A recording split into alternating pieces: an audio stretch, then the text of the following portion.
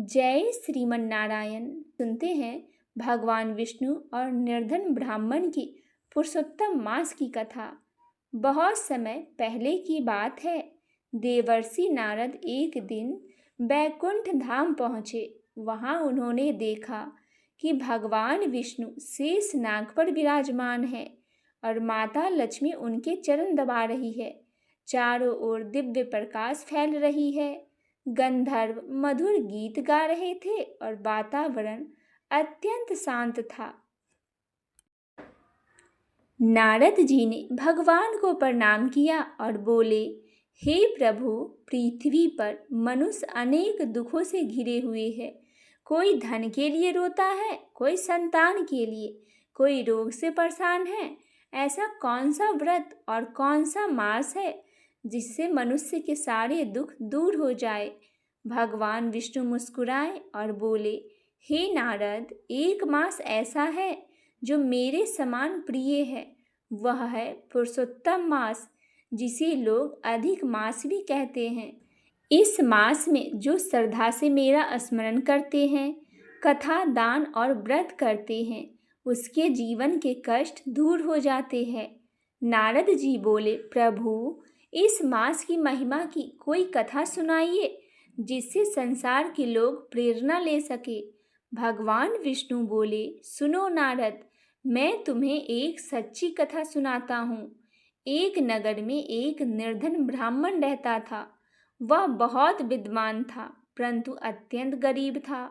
उसकी पत्नी भी धर्मपरायण थी। दोनों पति पत्नी प्रतिदिन भगवान का स्मरण करते, किंतु घर में इतना अभाव था कि कई कई दिन भोजन नहीं मिलता था।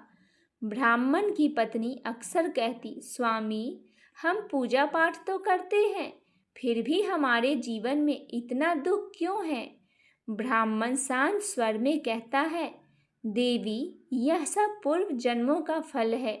भगवान की इच्छा के बिना कुछ नहीं होता। धीरे धीरे उनकी स्थिति और भी खराब होने लगी। घर के बर्तन बिक गए, कपड़े पुराने हो गए। एक दिन तो ऐसा आया कि घर में खाने के लिए एक दाना भी नहीं बचा। उस रात ब्राह्मण भूखा ही सो गया। आधी रात को उसे स्वप्न आया। उसने देखा कि एक दिव्य पुरुष पीतांबर धारण करके उसके सामने खड़े हैं। उनके हाथ में शंख, चक्र, गदा और पद्म था। उनके मुख पर तेज ऐसा था कि चारों ओर प्रकाश फैल गया। ब्राह्मण समझ गया कि स्वयं भगवान विष्णु दर्शन दे रहे हैं। वह हाथ जोड़कर बोला, प्रभु, मेरा जीवन दुखों से भर गया है, कृपया कीजिए। भगवान बोले, हे ब्राह्मण, आने वाला अधिक मास मेरा प्रिय पुरुषोत्तम मास है। तुम उस मास में श्रद्धा से स्नान, दान, कथा और मेरा नाम जप करना। तुम्हारी सभी दुख दूर हो जाएगी। इतना कहकर भगवान अंतर ध्यान हो गए। सुबह ब्राह्मण ने अपनी पत्नी को स्वप्न की बात बताई। दोनों अत्यंत प्रसन्न हुए और कुछ दिनों बाद पुरुषोत्तम मास आरंभ हो गया। ब्राह्मण और उनकी पत्नी प्रतिदिन प्रातः नदी में स्नान करने जाते और घर आकर दीपक जलाते, तुलसी को जल चढ़ाते, भगवान विष्णु की कथा सुनते और उनके पास दान देने के लिए धन नहीं था, फिर भी वे अपने सामर्थ्य के अनुसार किसी भूखे को थोड़ा अन्न दे देते थे। एक दिन ब्राह्मण की पत्नी बोली, स्वामी, हमारे पास तो कुछ भी नहीं बचा, फिर भी आप दान कर देते हैं। ब्राह्मण मुस्कुराकर बोला, देवी, दान धन से नहीं, भावना से बड़ा होता है। उसी नगर में एक धनी साहूकार रहता था। उसे अपने धन पर बहुत घमंड था। उसने देखा कि निर्धन ब्राह्मण इतना प्रेम से भगवान की पूजा करता है और वह उसका मजाक उड़ाने लगा। वह बोला, अरे ब्राह्मण, भगवान पूजा से नहीं, धन से प्राप्त होते हैं। तुम्हारी गरीबी कभी नहीं दूर होगी। ब्राह्मण ने विनम्रता से कहा, साहूकार जी, भगवान के यहाँ धन नहीं, भक्ति देखी जाती है।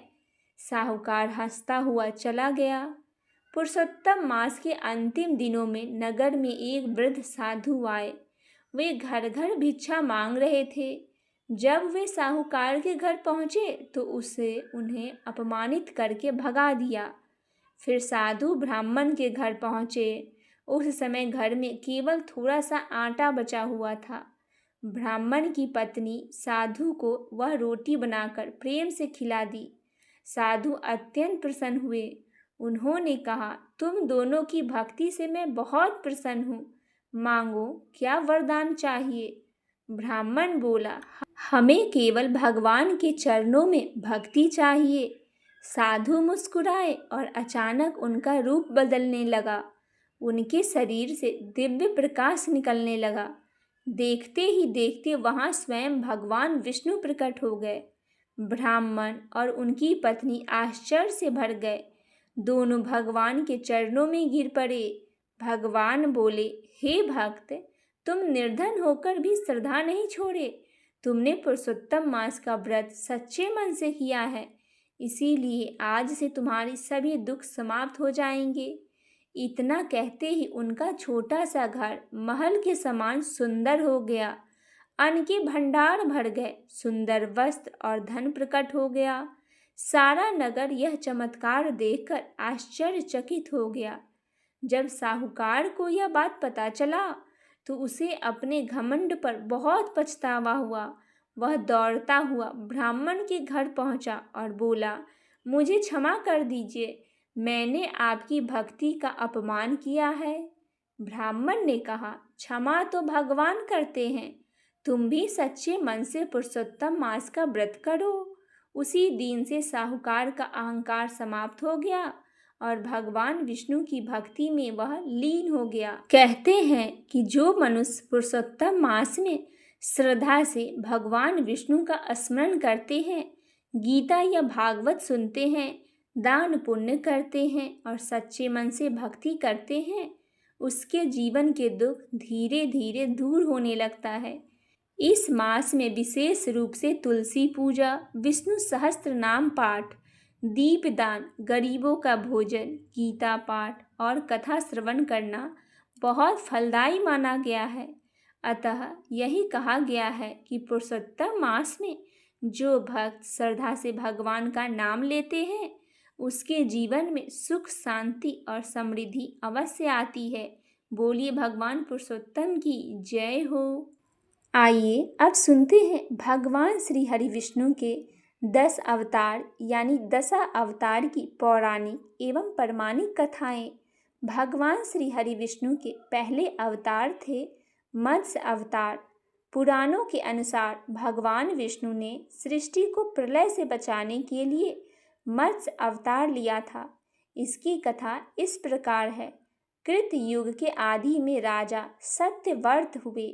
राजा सत्यव्रत एक दिन नदी में स्नान कर जलांजलि दे रहे थे। अचानक उनकी अंजलि में एक छोटी सी मछली आई। उन्होंने देखा तो सोचा वापस सागर में डाल दूं, लेकिन उस मछली ने बोला, आप मुझे सागर में मत डालिए, अन्यथा बड़ी मछलियाँ मुझे खा जाएगी। तब राजा सत्यव्रत ने मछली को अपने कमंडल में रख लिया। मछली और बड़ी हो गई तो राजा ने उसे अपने सरोवर में रखा। तब देखते ही देखते मछली और बड़ी हो गई। राजा को समझ आ गया कि यह कोई साधारण जीव नहीं है।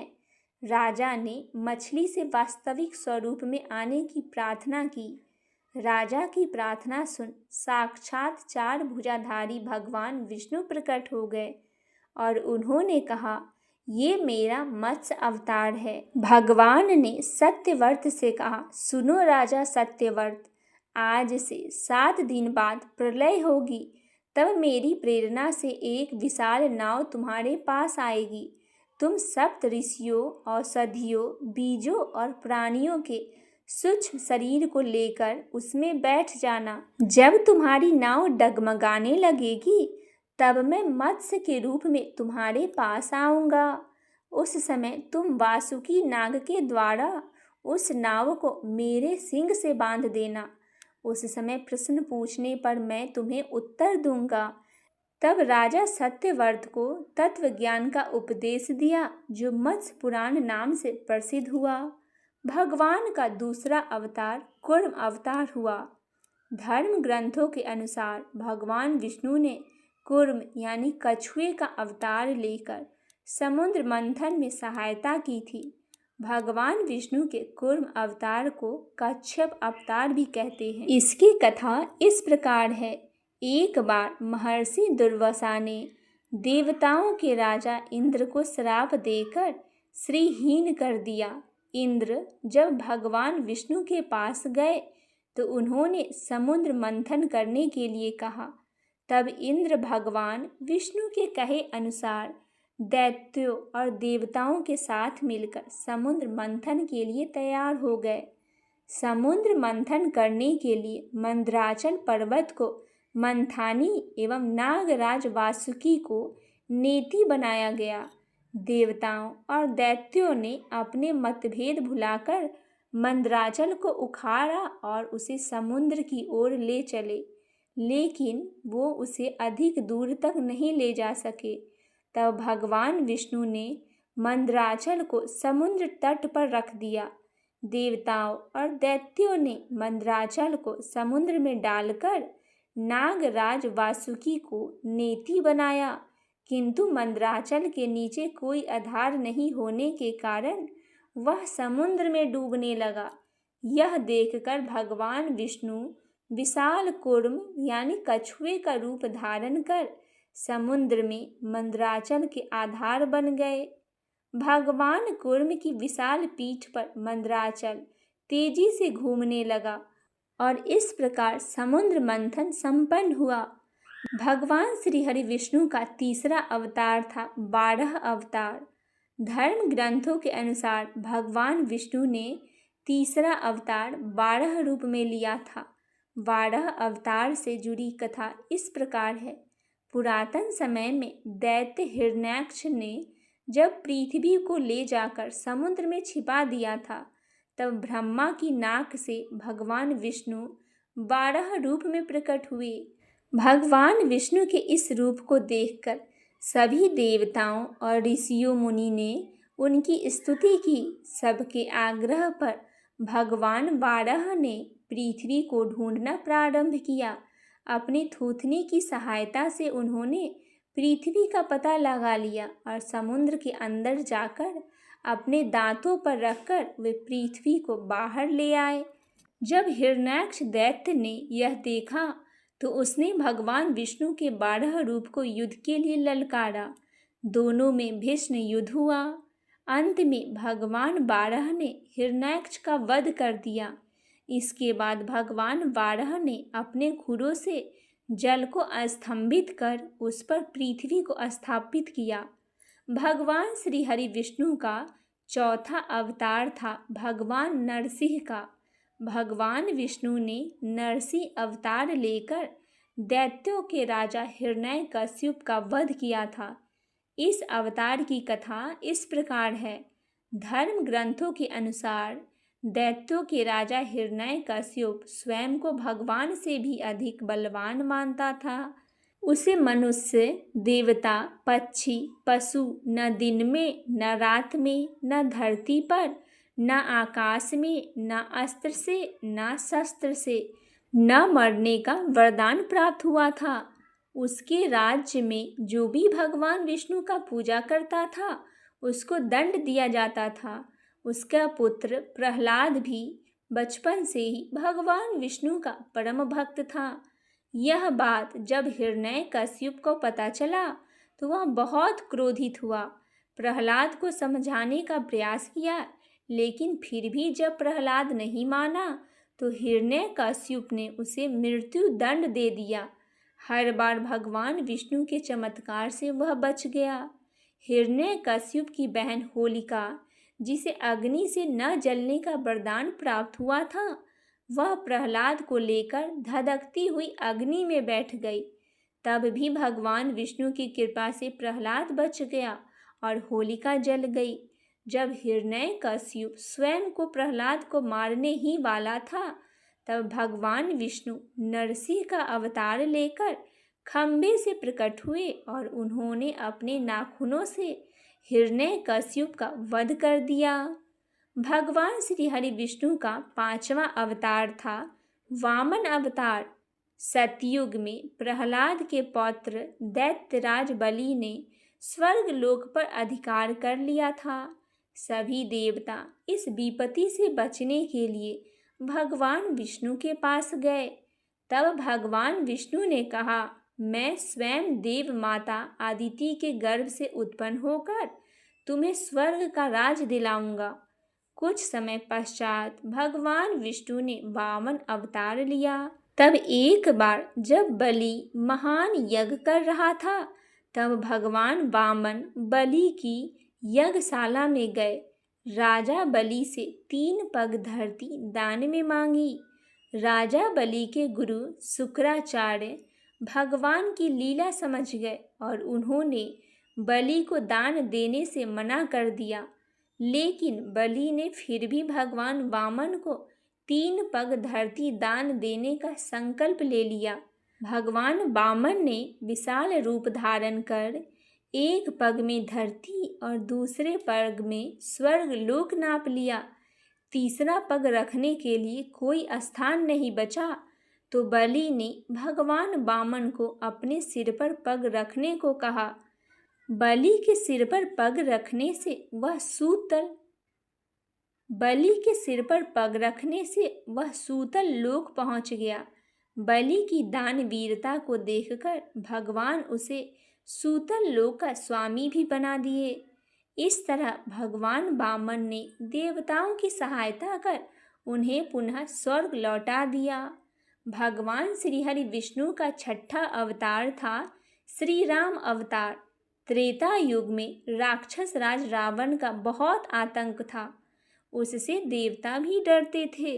उसके वध के लिए भगवान विष्णु ने राजा दशरथ के यहाँ माता कौशल्या के गर्भ से पुत्र रूप में जन्म लिए।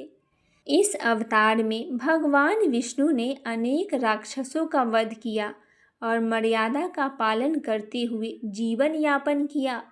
पिता के कहने पर वनवास गए। वनवास भोगते समय राक्षस राज रावण उनकी पत्नी सीता का हरण कर ले गया। सीता की खोज में भगवान लंका पहुँचे। भगवान श्री राम और रावण के बीच घोर युद्ध हुआ, जिसमें रावण मारा गया। इस प्रकार भगवान विष्णु ने राम अवतार लेकर देवताओं को भय मुक्त किया। भगवान श्री हरि विष्णु का 7वां अवतार था श्री कृष्ण अवतार। द्वापर युग में भगवान विष्णु ने श्री कृष्ण अवतार लेकर अधर्मियों का नाश किया। भगवान श्री कृष्ण का जन्म कारागार में हुआ था। इनके पिता का नाम वासुदेव और माता का नाम देवकी था। भगवान श्री कृष्ण ने इस अवतार में अनेक चमत्कार किए और दुष्टों का सर्वनाश किया। कंस का वध भी भगवान श्री कृष्ण ने ही किया था। महाभारत के युद्ध में अर्जुन ने सारथी बने और दुनिया को गीता का ज्ञान दिया। धर्मराज युधिष्ठिर को राजा बनाकर धर्म की स्थापना की। भगवान विष्णु का ये अवतार सभी अवतारों में सबसे श्रेष्ठ माना जाता है। भगवान श्री हरि विष्णु का 8वां अवतार था परशुराम अवतार। धर्म ग्रंथों के अनुसार परशुराम भगवान विष्णु के प्रमुख अवतारों में से एक थे। भगवान परशुराम के जन्म के संबंध में 2 कथाएं प्रचलित है। हरिवंश पुराण के अनुसार उन्हीं में से एक कथा इस प्रकार है। प्राचीन समय में महिष्मती नगर में शक्तिशाली हैवंशी क्षत्रिय कार्तिव्रिय अर्जुन सहस्त्रबाहु का शासन था। वह बहुत अभिमानी था और सत्याचारी भी था। एक बार अग्निदेव ने उससे भोजन कराने का आग्रह किया। तब सहस्त्रबाहु ने घमंड में आकर कहा, आप जहाँ से चाहे भोजन प्राप्त कर सकते हैं, सभी ओर मेरा ही राज है। तब अग्निदेव ने वनों को जलाना शुरू किया। एक वन में ऋषि आपव तपस्या कर रहे थे। अग्नि ने उनके आश्रम को भी जला डाला। इससे क्रोधित होकर ऋषि ने सहस्त्रबाहु को श्राप दिया कि भगवान विष्णु परशुराम के रूप में जन्म लेंगे और न सिर्फ सहस्त्रबाहु का ही बल्कि समस्त क्षत्रिय का सर्वनाश करेंगे। इस प्रकार भगवान विष्णु ने भार्गव कुल में महर्षि जमदग्नि के 5वें पुत्र के रूप में जन्म लिए। भगवान श्री हरि विष्णु का 9वां अवतार बुद्ध अवतार। धर्म ग्रंथों के अनुसार बौद्ध धर्म के प्रवर्तक गौतम बुद्ध भी भगवान विष्णु के ही अवतार थे, परंतु पुराणों में वर्णित भगवान बुद्ध देव का जन्म गया के समीप किकट में बताया गया है। उनका पिता का नाम अजन बताया गया है। यह प्रसंग पुराणों में वर्णित बुद्ध अवतार का ही है। एक समय दैत्यों की शक्ति बहुत बढ़ गई। देवता भी उनके भय से भागने लगे। राज्य की कामना से दैत्यों ने देवराज इंद्र से पूछा कि हमारा साम्राज्य स्थिर रहे, इसका उपाय बतलाइए। तब इंद्र ने शुद्ध भाव से बताया, सुस्थिर शासन के लिए यज्ञ एवं वेद वहित आचरण आवश्यक है। तब दैत्य वैदिक आचरण एवं महायज्ञ करने लगे, जिससे उनकी शक्ति और बढ़ने लगी। तब सभी देवता भगवान विष्णु के पास गए। तब भगवान विष्णु ने देवताओं के हित के लिए बुद्ध का रूप धारण किया। उनके हाथ में मार्जनी थी और वे मार्ग को बहारते हुए चलते थे। इस प्रकार भगवान बुद्ध दैत्यों के पास पहुँचे और उन्हें उपदेश दिया, यज्ञ करना पाप है, यज्ञ से जीव हिंसा होती है, यज्ञ की अग्नि से कितने ही प्राणी भस्म हो जाते हैं। भगवान बुद्ध के उपदेश से दैत्य प्रभावित हुए। उन्होंने यज्ञ और वैदिक आचरण करना छोड़ दिया। इसके कारण उनकी शक्ति कम हो गई और देवताओं ने उन पर हमला कर अपना राज्य पुनः प्राप्त कर लिए। भगवान श्री हरि विष्णु का 10वां अवतार होगा कल्कि अवतार। धर्म ग्रंथों के अनुसार भगवान विष्णु कलयुग में कल्कि रूप में अवतार लेंगे। कल्कि अवतार कलयुग और सतयुग में संधि काल में होगा। यह अवतार 64 कलाओं से युक्त होगा। पुराणों के अनुसार उत्तर प्रदेश के मुरादाबाद जिले के संभल नामक स्थान पर विष्णु यश नामक तपस्वी ब्राह्मण के घर भगवान कल्कि पुत्र के रूप में जन्म लेंगे। कल्कि देवदत्त नामक घोड़े पर सवार होकर संसार से पापियों का विनाश करेंगे और धर्म की पुनः स्थापना करेंगे। तभी सतयुग का प्रारंभ होगा। बोलिए भगवान श्री हरि विष्णु की जय हो, भगवान लक्ष्मी नारायण की जय हो। सतयुग की बात है। देवलोक में एक दिन सभी देवता, ऋषि, मुनि भगवान विष्णु की सभा में उपस्थित थे। वहां चारों ओर वैदिक मंत्रों की ध्वनि गूंज रही थी। उसी समय देवर्षि नारद अपनी वीणा बजाते हुए नारायण नारायण का कीर्तन करते हुए सभा में पहुँचे। उनके मुख पर जिज्ञासा दिखाई दे रही थी। उन्होंने भगवान विष्णु को प्रणाम किया और बोले, हे प्रभु, मैंने अनेक व्रत, पर्व और महीनों की महिमा सुनी है।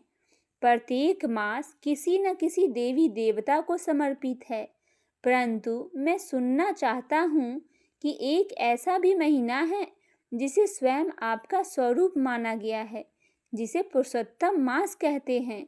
उसकी महिमा इतनी महान क्यों है? कृपा करके इसका रहस्य बतलाइए। भगवान विष्णु मुस्कुराए और उन्होंने कहा, हे नारद, तुमने अत्यंत कल्याणकारी प्रश्न पूछा है। यह मास मेरे हृदय के समान प्रिय है। इसकी महिमा अनंत है। जो मनुष्य इस मास में श्रद्धा से व्रत, दान, जप और भक्ति करता है, उसके अनेक जन्मों के पाप नष्ट हो जाते हैं। नारद जी के मन में उत्सुकता और बढ़ गई। वे बोले, प्रभु, यदि इसकी महिमा इतनी है तो मैं स्वयं पृथ्वी लोक पर जाकर देखना चाहता हूँ कि मनुष्य इस मास का पालन किस प्रकार करते हैं? भगवान ने प्रसन्न होकर कहा, जाओ नारद, पृथ्वी पर जाकर पुरुषोत्तम मास की महिमा का प्रचार करो और लोगों को भक्ति देखो।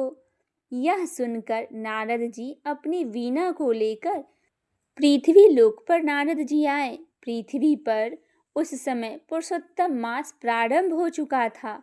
नदियों के तट पर स्नान करने वालों की भीड़ लगी थी। मंदिरों में भगवान विष्णु के भजन गाए जा रहे थे। कहीं तुलसी की पूजा हो रही थी, कहीं गीता का पाठ हो रहा था, तो कहीं गरीबों को भोजन कराया जा रहा था। नारद जी के एक नगर में पहुंचे। वहां उन्होंने देखा एक धनी व्यापारी बड़े बड़े दान कर रहा था। सोना, वस्त्र, अन्न बांटे जा रहे थे। लोग उसकी प्रशंसा कर रहे थे। नारद जी ने निश्चय किया, यह बड़ा पुण्य आत्मा होगा। वे उसके पास गए और बोले, हे श्रेष्ठ पुरुष, तुम इतने दान क्यों कर रहे हो? व्यापारी ने गर्व से कहा, मैं पुरुषोत्तम मास में दान इसलिए करता हूँ ताकि लोग मेरी प्रशंसा करें और मुझे स्वर्ग मिले। नारद जी समझ गए उसको मन में अहंकार भरा हुआ है। वे आगे बढ़ गए। गरीब वृद्धा की भक्ति को देखी। नगर से दूर एक छोटी सी झोपड़ी थी। वहाँ एक वृद्धा रहती थी। उसके पास धन नहीं था, भोजन भी मुश्किल से मिलता था। फिर भी वह प्रतिदिन सुबह नदी में स्नान करती, तुलसी को जल चढ़ाती और भगवान विष्णु का नाम जपती। उस दिन उसके पास खाने को केवल एक रोटी थी। तभी एक भूखा साधु उसके द्वार पर आया। वृद्धा ने सोचा, यदि मैं यह रोटी साधु को दे दूं तो मैं भूखी रह जाऊंगी, लेकिन पुरुषोत्तम मास में भूखे को भोजन कराना भगवान को प्रसन्न करने योग्य है। उसने वह एकमात्र रोटी साधु को दे दी और स्वयं जल पीकर सो गई। नारद जी जब यह देखे तो वे अत्यंत प्रसन्न हुए। उन्होंने अपना दिव्य रूप प्रकट किया। वृद्धा घबरा गई और हाथ जोड़कर बोली, प्रभु आप कौन हैं? नारद जी बोले, मैं देवर्षि नारद हूँ। तुम्हारी सच्ची भक्ति को देखकर मैं अत्यंत प्रसन्न हूँ। तुमने बिना किसी स्वार्थ के दान किया है। यही पुरुषोत्तम मास का वास्तविक फल है। वृद्धा की आंखों से आंसू बहने लगे। उसने कहा, मेरे पास तो कुछ भी नहीं है, मैं केवल भगवान का नाम लेती हूँ। नारद जी बोले, यह सबसे बड़ी धन है। उन्होंने उसे आशीर्वाद दिया कि उसके घर में कभी भी अन्न की कमी नहीं होगी। कहते हैं उसी दिन से उसकी झोपड़ी सुख और समृद्धि से भर गई। राजा का अभिमान आगे चलते हुए नारद जी एक बड़े राज्य में पहुंचे। वहां के राजा ने पुरुषोत्तम मास में विशाल यज्ञ करवाया था। हजारों ब्राह्मणों को भोजन कराया जा रहा था। पूरे राज्य में उत्सव जैसा वातावरण था। राजा को अपने पुण्य का बड़ा अभिमान था। उसने घोषणा कर रखी थी, मेरे समान धर्मात्मा इस पृथ्वी पर कोई नहीं है। नारद जी राजा के दरबार में पहुंचे और बोले, राजन, क्या तुम यह सब भगवान की भक्ति से कर रहे हो या अपने यश के लिए? राजा ने उत्तर दिया, दोनों के लिए। यदि लोग मेरी प्रशंसा करेंगे तो इसमें क्या बुरा है? नारद जी मुस्कुराए और बोले, यदि पुण्य में अहंकार मिल जाए तो उसका फल नष्ट हो जाता है। पुरुषोत्तम मास केवल दिखावे के लिए नहीं बल्कि मन की शुद्धि के लिए है। लेकिन राजा ने उनकी बात को गंभीरता से नहीं ली। उस रात राजा को स्वप्न देखा। उसने देखा उसके सारे यज्ञ और दान अग्नि में जल रहा है। तभी आकाशवाणी हुई, अहंकार से किया हुआ धर्म निसफल हो जाता है। राजा घबराकर जाग उठा।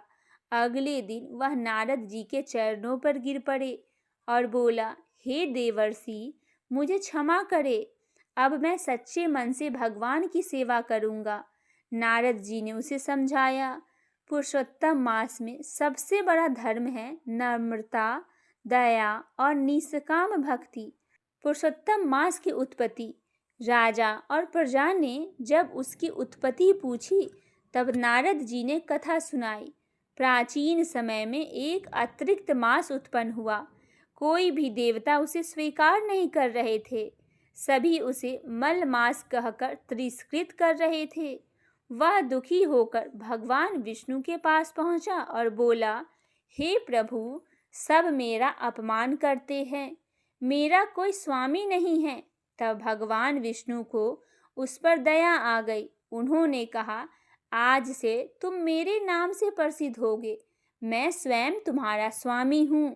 तुम्हारा नाम पुरुषोत्तम होगा। जो मनुष्य इस मास में भक्ति करेगा उसे विशेष पुण्य प्राप्त होगा। यह सुनकर सभी लोग भाव विभोर हो गए। नारद जी ने लोगों को समझाया, इस मास में प्रातः स्नान कर भगवान विष्णु का पूजन, गीता और भागवत का पाठ करे, तुलसी पूजा करे, गरीबों को दान करे, गौ सेवा, हरि नाम संकीर्तन करे, क्रोध, झूठ, निंदा और अहंकार से दूर रहना चाहिए। नारद जी ने कहा, जो मनुष्य पुरुषोत्तम मास में केवल एक दिन भी सच्चे मन से भगवान का स्मरण करता है उसे महान पुण्य प्राप्त होता है। लेकिन जो व्यक्ति केवल दिखावे के लिए धर्म करता है उसे फल नहीं मिलता। देवर्षि नारद वापस आ गए। कुछ समय बाद नारद जी वापस बैकुंठ लोक पहुंचे। भगवान विष्णु ने पूछा, हे नारद, पृथ्वी लोक में क्या देखा? नारद जी ने कहा, प्रभु, मैंने देखा कि सच्ची भक्ति धन से नहीं बल्कि हृदय की पवित्रता से होती है। एक गरीब वृद्धा की निष्काम भक्ति आपके लिए उस धनी व्यापारी और अभिमानी राजा के यज्ञों से भी अधिक प्रिय थी। भगवान विष्णु प्रसन्न होकर बोले, यही पुरुषोत्तम मास का रहस्य है। जो व्यक्ति केवल प्रेम, श्रद्धा और विनम्रता से मेरी भक्ति करता है मैं सदैव उसके साथ रहता हूँ। नारद जी ने अपनी वीणा उठाई और मधुर स्वर में गाने लगे, नारायण नारायण। देवलोक भगवान के नाम से गूंज उठा। पुरुषोत्तम मास भगवान विष्णु को अत्यंत प्रिय है। इस मास में किया गया जप, तप, दान, भक्ति कई गुना फल देता है। सच्चा धर्म दिखावे में नहीं बल्कि निष्काम भक्ति में है। अहंकार से पुण्य नष्ट हो जाता है। भगवान को धन नहीं भक्ति का प्रेम प्रिय होता है। बोलिए भगवान लक्ष्मी नारायण की जय हो, राधा कृष्ण भगवान की जय हो। आइए सुनते हैं भक्त राजा और भगवान श्री कृष्ण की कृपा की कथा। बहुत समय पहले की बात है। आर्यवर्त में एक सुंदर और समृद्ध राज्य था। उस राज्य के राजा का नाम था राजा चंद्रकेतु। राजा बहुत पराक्रमी, न्यायप्रिय और धर्मात्मा थे। उनकी प्रजा उन्हें पिता समान मानती थी। महलों में वैभव था, सेना बलशाली थी, लेकिन राजा के मन में एक गहरी पीड़ा थी।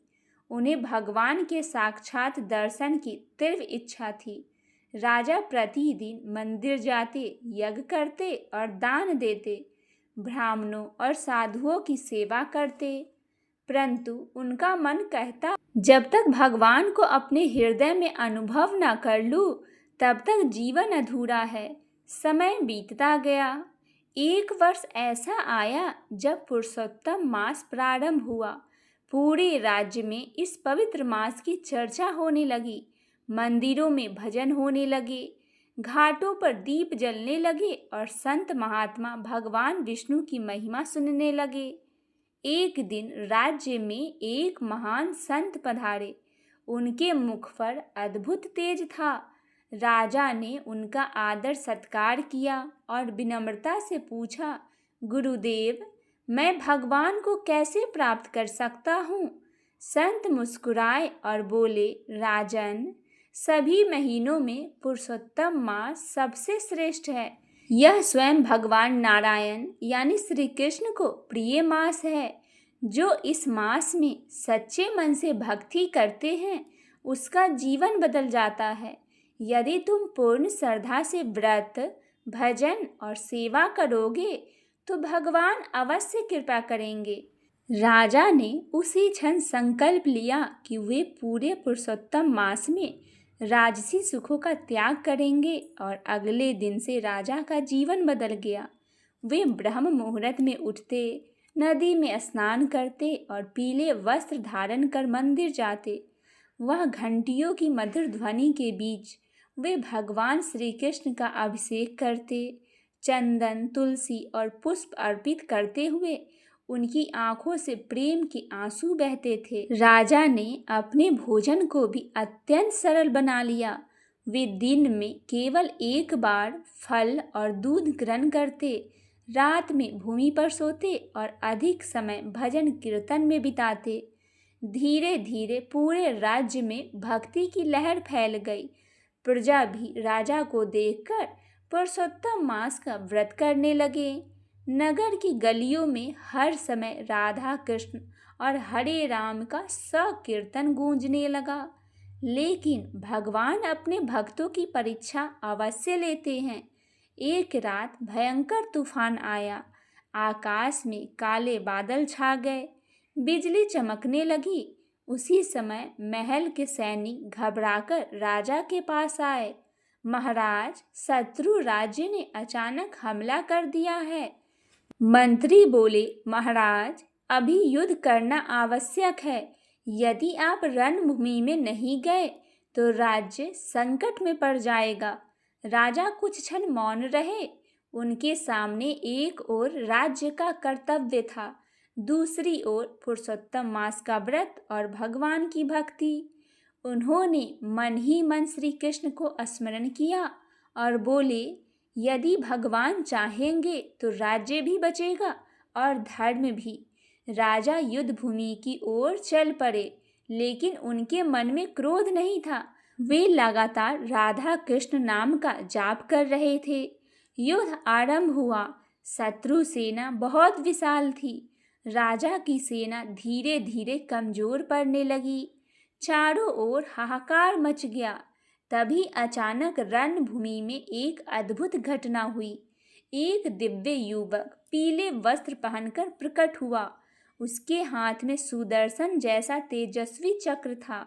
उसके मुख पर अलौकिक मुस्कान थी। वह जिस ओर जाता, शत्रु सेना भयभीत होकर भागने लगती। राजा आश्चर्यचकित थे। उन्होंने ऐसा तेज पहले कभी नहीं देखा था। कुछ ही समय में युद्ध समाप्त हो गया। शत्रु सेना पराजित होकर भाग गई। राजा उस दिव्य युवक को खोजने लगे, लेकिन वह कहीं दिखाई नहीं दिया। तभी आकाश से मधुर वाणी सुनाई दी, हे राजन, जो पुरुषोत्तम मास में निष्काम भाव से मेरी भक्ति करता है, उसकी रक्षा मैं स्वयं करता हूँ। यह सुनते ही राजा की आंखों से आंसू बहने लगे। वे समझ गए कि स्वयं भगवान श्री कृष्ण उनकी सहायता करने आए थे। उस दिन के बाद राजा का हृदय पूरी तरह बदल गया। अब उन्हें राज्यपाट, वैभव और सुखों में कोई आकर्षण नहीं रहा। उनका मन हर समय भगवान के चरणों में लगा रहता था। पुरुषोत्तम मास समाप्त होने में कुछ ही दिन शेष थे। अंतिम एकादशी के दिन राजा ने पूरे राज्य में विशाल भंडारे का आयोजन कराया। हजारों साधु संत, गरीब और यात्री भोजन करने आए। रात्रि में मंदिर में भव्य कीर्तन हुआ। दीपकों की रोशनी से पूरा नगर जगमगा उठा। राजा स्वयं मृदंग बजाकर भगवान के नाम गा रहे थे, हरे कृष्ण कृष्ण कृष्ण हरे हरे। भक्ति में डूबे हुए राजा को ऐसा अनुभव हुआ मानो समय रुक गया हो। मंदिर के गर्भगृह से दिव्य प्रकाश निकला। सभी भक्त विस्मित हो उठे। उस प्रकाश के माध्यम स्वयं भगवान श्री कृष्ण प्रकट हुए। उनके सिर पर मुकुट था, हाथ में बांसुरी और मुख पर करुणामय मुस्कान थी। राजा भूमि पर गिर पड़े। प्रभु, आज मेरा जीवन सफल हो गया है। भगवान बोले, हे भक्त, तुमने पुरुषोत्तम मास में सच्चे प्रेम से मेरी आराधना की है। तुमने राज्य, अहंकार और सुखों से ऊपर उठकर भक्ति को अपनाया है, इसीलिए मैं तुमसे प्रसन्न हूँ। राजा रोते हुए बोले, प्रभु, मुझे कुछ नहीं चाहिए, बस आपके चरणों से प्रेम बना रहे। भगवान मुस्कुराए, जो मुझसे केवल प्रेम मांगता है उसे मैं स्वयं दे देता हूँ। ऐसा कहते ही भगवान अंतर ध्यान हो गए। लेकिन मंदिर में उनकी दिव्य सुगंध और बांसुरी की मधुर ध्वनि लंबे समय तक गूंजती रही। उस दिन के बाद राजा चंद्रकेतु और भी विनम्र हो गए। उन्होंने अपना जीवन भगवान की सेवा और प्रजा के कल्याण में लगा दिया। उनके राज्य में धर्म, सुख और शांति फैल गई। कहा जाता है, जो कोई पुरुषोत्तम मास में श्रद्धा, संयम और भक्ति से भगवान विष्णु या श्री कृष्ण का स्मरण करते हैं, उसके जीवन के दुख धीरे धीरे दूर होने लगते हैं। इस मास में किया गया छोटा सा पुण्य भी अनेक गुना फल देता है। पुरुषोत्तम मास हमें यह सिखाता है कि भगवान को पाने के लिए केवल बाहरी पूजा नहीं, बल्कि सच्चा प्रेम, विनम्रता और समर्पण चाहिए। जब मन निष्काम होकर भगवान का नाम लेने लगता है, तब स्वयं ईश्वर भक्त के जीवन में प्रकाश बनकर उतर आते हैं। बोली भगवान श्री कृष्ण जी महाराज की जय हो।